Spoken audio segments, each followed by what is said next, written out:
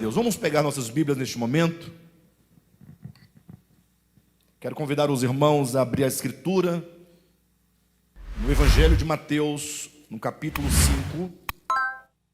Hoje nós damos continuidade à série de mensagens intitulada A Cosmovisão do Reino de Deus. Espero que os irmãos estejam acompanhando essa série no sentido de compreender o propósito desta série. Ou seja, é uma série de mensagens que tem um objetivo fundamental.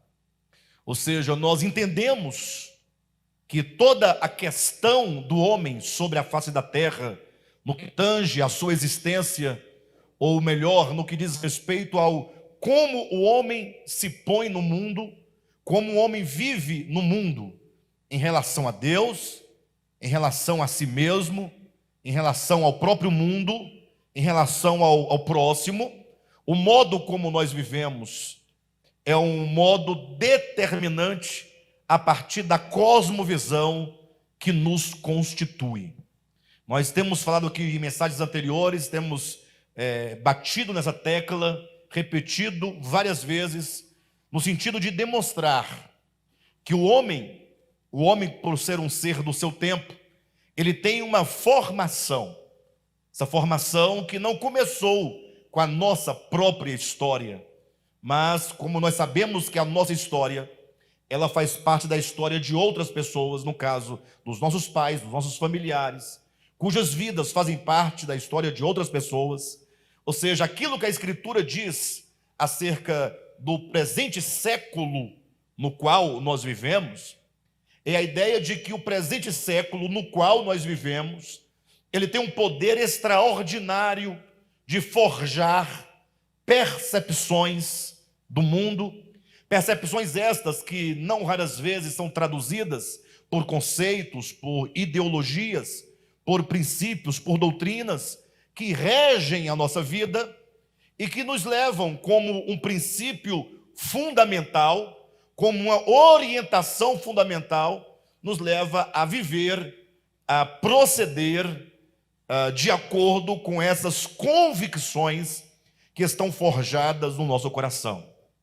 Eu sei que não é novidade para nenhum dos irmãos, mas pense comigo que o crente, ele vive, de certo modo, sempre uma tensão. Por que vive uma tensão? Porque imagine que você, certamente como eu, e como todos nós, certamente você tem uma cosmovisão que foi gerada dentro de você.